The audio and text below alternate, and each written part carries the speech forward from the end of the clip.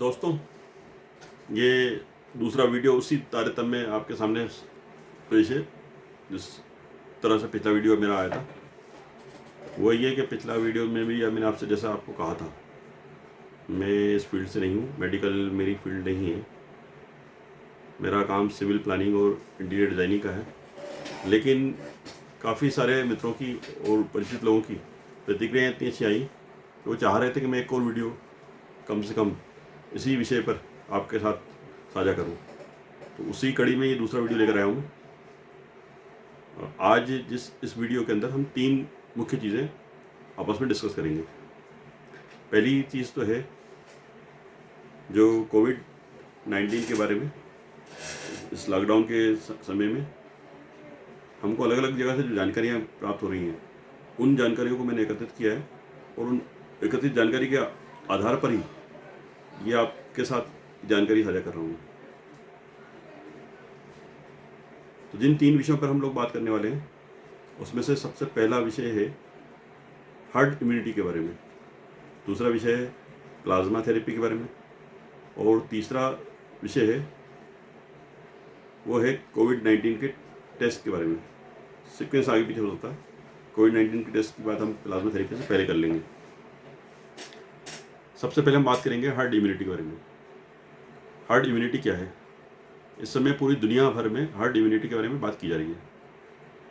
Herd immunity हमारे शरीर की वो प्रतिरोधक क्षमता है जो किसी भी वायरस से लड़ने के लिए हमारे शरीर का जो इम्यून सिस्टम है उसको डेवलप करता है। इसको हम साधारण बोलचाल की भाषा में समझना चाहें तो इस तरह से समझ सकते हैं कि जैसे ही किसी वायरस का अटैक हमारे शरीर के ऊपर होता है तो हमारे शरीर की प्रतिरोधक क्षमता उस वायरस से लड़ने के लिए एंटीबॉडीज डेवलप करना स्टार्ट करती है। उस वायरस की व्यू रचना को समझते हुए एंटीबॉडीज डेवलप होती हैं, और चूंकि ये कोविड-19 एक नया वायरस है तो उसी के आधार पर हमारी बॉडी हर उस नए वायरस के आधार पर उसकी व्यू रचना को समझते हुए एंटीबॉडीज डेवलप करती है। अब इस एंटीबॉडीज डेवलप होने की प्रोसेस में यदि इतनी एंटीबॉडीज डेवलप हो गई कि हम उस वायरस के ऊपर आक्रमण कर उसका नाश कर पाए, तो हम ये कह सकते हैं कि हम उन व्यक्तियों में हमारा शुमार हो गया जिनके ऊपर कोविड-19 का अटैक तो हुआ, उसका आक्रमण हुआ, परंतु कोई भी लक्षण प्रतिलक्षित नहीं हुए। बिना लक्षणों के भी हम उस पूरी प्रोसेस से बाहर आ गए। और भारत में अधिकांशतः ये देखा जा रहा है, अभी भारत सरकार ने 2 से 3 दिन पहले ही अपना डेटा जो जारी किया था उसमें उन्होंने साफ तौर पे कहा था कि 80% भारतीयों में, ये एक बहुत चिंताजनक विषय है कि 80% भारतीयों में कोविड-19 के कोई लक्षण परिलक्षित नहीं हो रहे हैं। और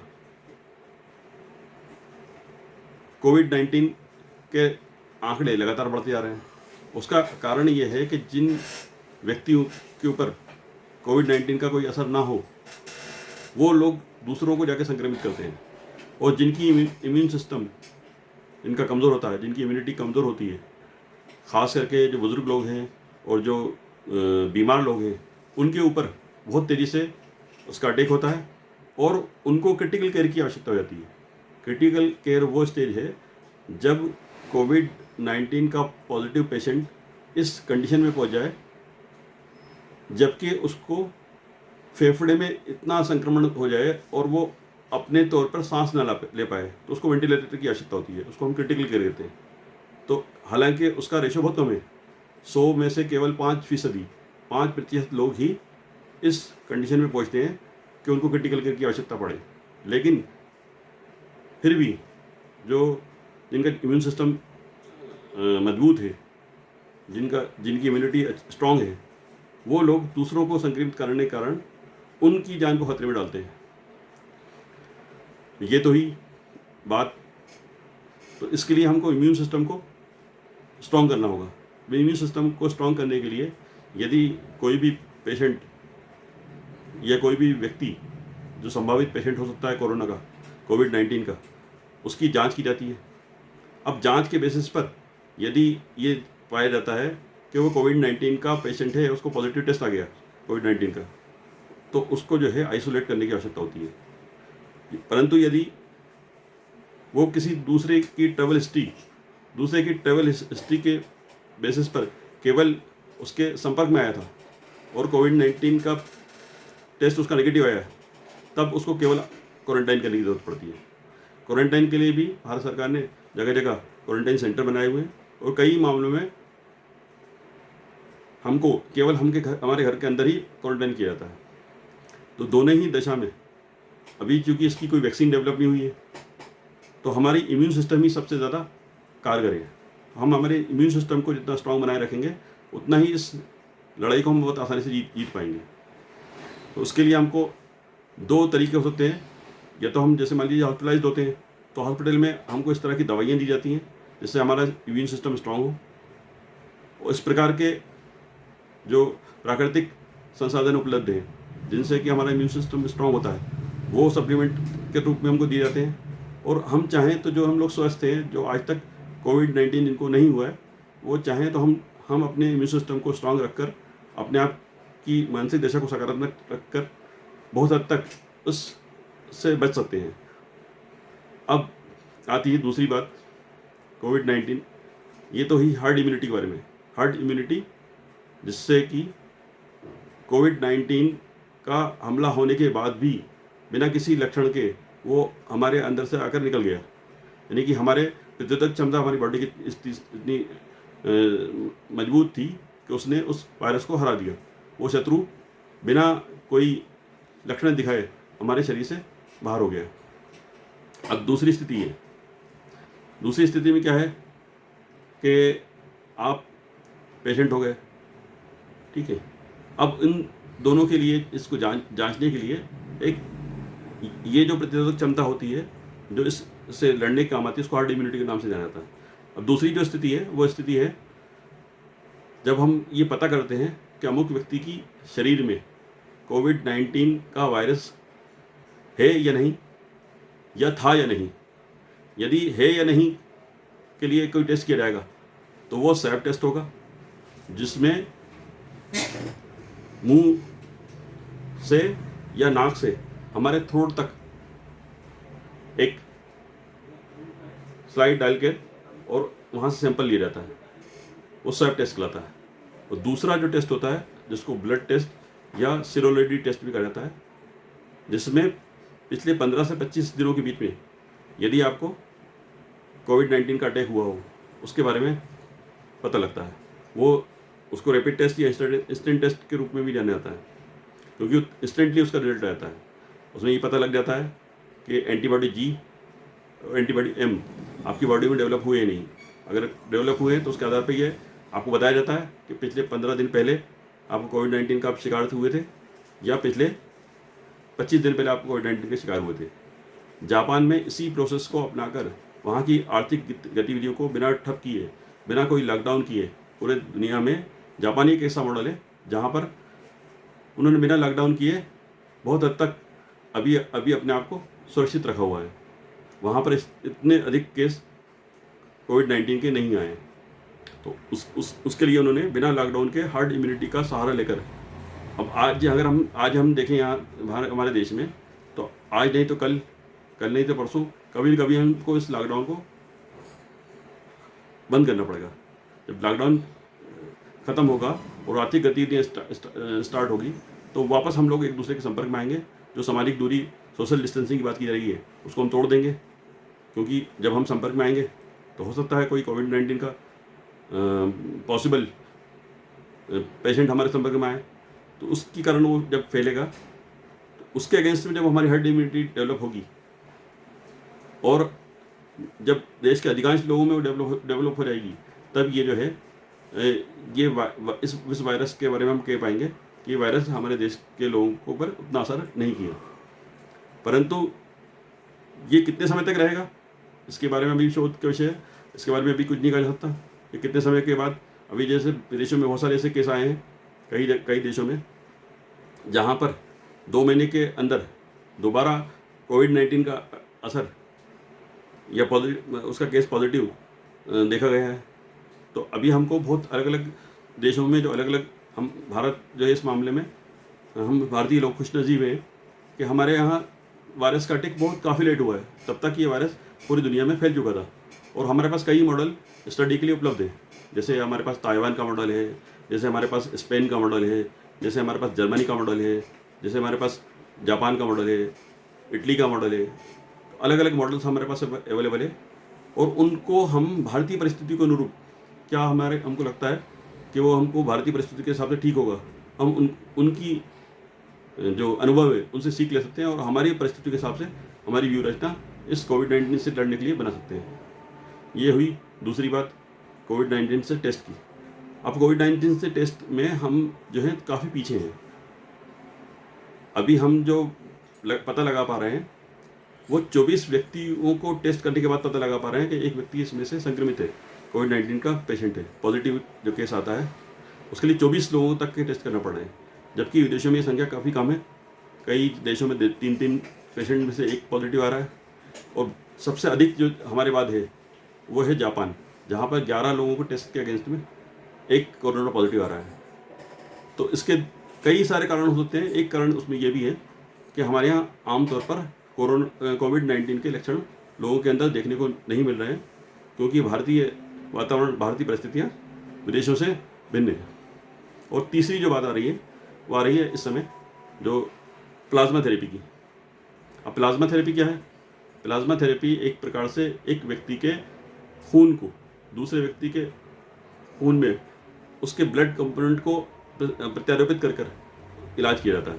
यदि सपोज आप उसको इस तरह समझ सकते हैं कि यदि सपोज कीजिए कि मैं कोविड-19 पेशेंट था और मैं ठीक हो गया, तो 2 सप्ताह के बाद यानी कि 14 दिन के बाद मेरे 2 टेस्ट किए जाएंगे और दोनों टेस्ट मेरे अगर नेगेटिव आते हैं तो ये मान लिया जाएगा कि मेरे अंदर प्रतिरोधक क्षमता डेवलप हो चुकी है। तो मेरे ब्लड में से प्लाज्मा कंपोनेंट को लिया जाएगा और दूसरे व्यक्ति के रक्त में, दूसरे व्यक्ति के खून में उस प्लाज्मा को प्रत्यारोपित किया जाएगा और जिसके कारण उसके अंदर भी एंटीबॉडी डेवलप होना स्टार्ट हो जाएगी और जो कि उस बीमारी से लड़ने में सहायक होगी। और जितनी तेज़ी से, जितनी अधिक जल्दी हमारी बॉडी प्रतिक्रिया देती है और प्रतिरोधक क्षमता को बढ़ाती है और एंटीबॉडी डेवलप हो जाती है, उतनी तेज़ी से उस वायरस हम लड़ पाते हैं। परंतु अगर उसमें लेट हो जाते हैं, देरी हो जाती है, तब उस कंडीशन में हमको क्रिटिकल केयर की आवश्यकता होती है। तो ये तो आज हमने बात की तीनों तरह के अलग अलग विषयों पर। एक विषय था हमारा जिसमें हमने हर्ड इम्यूनिटी को समझा। दूसरा विषय था जिसमें हमने टेस्टिंग प्रोसेस, 2 तरह की टेस्टिंग, जैसा आपको मैंने बताया, स्वैब टेस्ट और एक इंस्टेंट ब्लड टेस्ट होता है। और तीसरा है प्लाज्मा थेरेपी। अब प्लाज्मा थेरेपी में हमारे पास अड़चनें क्या है कि हमारे यहाँ जागरूकता का अभाव है। वैसे भी हमारे यहाँ पर स्वैच्छिक रक्तदान की कमी है, लोग स्वैच्छिक रूप से रक्तदान नहीं करते हैं। अब इसके लिए मैं एक छोटा सा केस आपके समक्ष रखना चाहूँगा। मैक्स हॉस्पिटल दिल्ली का ये केस है, जहाँ पर एक मरीज़ को 4 अप्रैल को एडमिट किया गया था। 8 अप्रैल को उसी पेशेंट के परिवार वालों ने एक डोनर की तलाश की और उस हॉस्पिटल से कहा कि इनकी प्लाज्मा थेरेपी कीजिए, क्योंकि क्रिटिकल केयर में पहुंच चुके हैं, इनको वेंटिलेटर लगा हुआ है। अब अगर प्लाज्मा थेरेपी भी अगर ये उपाय है तो उस उपाय को भी आप अपनाइए। मैक्स हॉस्पिटल ने सरकार से अनुमति ली। सरकार से अनुमति मिलने के बाद उसका क्लिनिकल ट्रायल स्टार्ट हुआ और 18 अप्रैल को उसका वेंटिलेटर हटा दिया गया। यानी कि कहा जा रहा है कि वो पेशेंट ठीक हो गया। अभी हालांकि उस पेशेंट को हॉस्पिटल से छुट्टी नहीं मिली है, वो अभी भी डॉक्टरों की सघन देखरेख में है। परंतु हम ये कह सकते हैं कि ये हमारी अभी शुरुआती जीत है। तो इसी प्रकार से कई देशों में इस थेरेपी से भी इलाज किया रहा है और हमारे देश में भी हमको शुरुआती जीत हासिल हो गई है। तो हम इस क्लिनिकल ट्रायल के लिए 22 अलग अलग राज्यों के मुख्यमंत्रियों ने सरकार के पास एप्लीकेशन लगा रखी है और जिसको बहुत जल्द सरकार जो है जिसकी अनुमति देने के लिए सरकार के 2 अलग अलग जो विभाग हैं, एक तो जो है भारतीय आयुर्विज्ञान अनुसंधान संस्थान और दूसरा जो है भारत का स्वास्थ्य विभाग, दोनों ही विभागों से अनुमति की प्रक्रिया लगभग अंतिम चरण में है। अब इस सारे नकारात्मक माहौल के बीच में बहुत सारे इनोवेशन की खबरें भी हमको देखने को मिल रही हैं, जिससे हम अपने आप को उन खबरों से जोड़कर अपने आप को सकारात्मक रख सकते हैं। कुछ थोड़े बहुत उदाहरण आपके सामने प्रस्तुत करना चाहूँगा। जैसे हमारी वायुसेना ने एक ऐसा स्ट्रेचर बनाया है जिसको अगर हम विदेश से आयात करते तो हमें 10 गुना अधिक धनराशि खर्च करना होती, तो हमने 10 गुना कम धनराशि में वो स्ट्रेचर बना लिया है। भारत के IITians ने ही एक वेंटिलेटर में थोड़ा बहुत बदलाव करके, थोड़ा सा मॉडिफिकेशन करने के बाद उस वेंटिलेटर को 2 लोगों के साथ एक साथ उपयोग में लाया जा सके, इस लायक उन्होंने बना दिया है। इसी प्रकार की घटना, इसी प्रकार का एक इनोवेशन अमेरिका में हुआ है, जहाँ पर डॉक्टर सऊद अनवर जो वहाँ के एक डॉक्टर हैं, उन्होंने एक ही वेंटिलेटर को 7 लोगों में एक साथ उपयोग में लाने योग्य उस उपकरण को तैयार कर दिया है। इसी प्रकार से अलग अलग कंपनियां आकर भी अपने क्षेत्र से हटकर मेडिकल फील्ड में काम कर रही हैं। एक उदाहरण के रूप में भारत में भी बहुत सारी जगह हो रहा है। उदाहरण के एक जेट इंजन बनाने की कंपनी है ब्रिटेन में। उन्होंने अपने एम्प्लॉयज़ को एम्प्लॉय रखने के लिए और उनकी आर्थिक गतिविधियाँ ठप ना हो, क्योंकि इस समय जेट इंजन की डिमांड उतनी नहीं होगी मार्केट में, तो इसके लिए वो बहुत कम लागत के वेंटिलेटर बना रही है। हालांकि ब्रिटिश मेडिकल काउंसिल ने उसको अप्रूव नहीं किया है, वहाँ ब्रिटेन में उसका उपयोग नहीं किया जा सकेगा, परंतु छोटे देश जैसे साउथ अफ्रीका, अफ्रीकन कई सारी कंट्रीज हैं, वहाँ से उनकी बात चल रही है जहाँ पर उन वेंटिलेटर्स का उपयोग किया जा सकेगा। इसी प्रकार के इनोवेशन पूरी दुनिया में इस समय चल रहे हैं। अभी जैसे छोटा मोटा एक एग्जांपल मैं देना चाहूँगा आपको कि जैसे कोटा है, कोटा में जो है एजुकेशन हब माना जाता है पूरे भारत का कोटा को, जहाँ पर IIT और नीट की तैयारी की जाती है। वहाँ के अधिकांश कोचिंग संस्थान जो हैं वो अपने आप को ऑटोमेशन की तरफ ले जा चुके थे पहले ही, और उस ऑटोमेशन के माध्यम से उन्होंने पूरे ERP सिस्टम को इस तरह से डेवलप किया था कि अधिकांश काम उनके टेक्नोलॉजी के माध्यम से हो जाते हैं। परंतु उन्होंने अपने एजुकेशन सिस्टम का जो मेन कंटेंट था, जिसमें कि वो लेक्चर्स थे, उन लेक्चर्स को बहुत ज़्यादा साझा नहीं करते थे। उसके कई सारे उनके व्यावसायिक कारण हो सकते हैं, परंतु वर्तमान में उन्होंने उस पद्धति को चेंज किया है और अब बहुत सारे अलग अलग तरह के प्लेटफॉर्म, जैसे एक जूम एक एप्लीकेशन है जिसमें मीटिंग्स की जाती हैं, तो जूम जैसे एप्लीकेशन के माध्यम से भी स्टूडेंट्स को पढ़ाया जा रहा है ऑनलाइन। उसके अलावा बहुत सारे यूट्यूब चैनल्स के माध्यम से यूट्यूब में एक पेएबल सिस्टम बनाकर कोचिंग संस्थान घर बैठे एजुकेशन दे रही हैं। इसी प्रकार से पूरी दुनिया में कई सारी यूनिवर्सिटीज़ हैं जो पहले से ही इस तरह के इनोवेशन कर चुकी हैं और पूरी डिग्रियां ऑनलाइन उपलब्ध कराती हैं। अभी जैसे मान लीजिए अमेरिका में बात की जा रही है कि पूरे साल भर के लिए वो अपनी अकादमी गतिविधियों को ठप कर रहे हैं, यानी कि कोई भी स्कूल और कॉलेज 1 साल तक नहीं लगेगी। जब नहीं लगेंगे तो क्या होगा, हमको टेक्नोलॉजी की तरफ जाना पड़ेगा। तो इस तरह के इनोवेशन लगातार चल रहे हैं।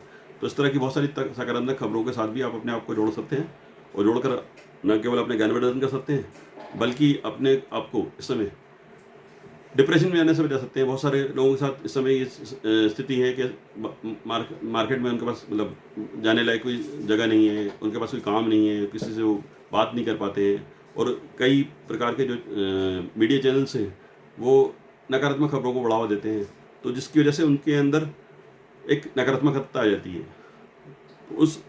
उन सब चीज़ों को छोड़कर हम चाहें तो हम अपना फोकस, अपना पूरा ध्यान इस तरफ आकर्षित करें, इस तरफ केंद्रित कर दें, ताकि हम सकारात्मकता की ओर जाएं। तो न केवल ये इससे हमको स्वयं को फ़ायदा होगा, बल्कि हमारे घर में जो बड़े बुजुर्ग हैं या बीमार लोग हैं जो अगर हमारे कारण से एक संभावित कोविड पेशेंट बन सकते हैं, उनसे हम उनको बचा सकते हैं। तो इसी उम्मीद के साथ कि आपको ये वीडियो पसंद आएगा, और मैं चूँकि इस फील्ड से नहीं हूँ, फिर भी मैंने जहाँ से जो एक जानकारी एकत्रित हो सकती थी मैंने एकत्रित की और आपके साथ साझा की। हो सकता है इसमें गलतियाँ हो, तो ये सोचकर कि चूँकि मैं लेमैन हूँ, इस फील्ड से अनभिज्ञ हूँ, आप उसको क्षमा करें और अपनी प्रतिक्रियाओं से मुझे ज़रूर अवगत कराएं। धन्यवाद। जय हिंद, जय भारत।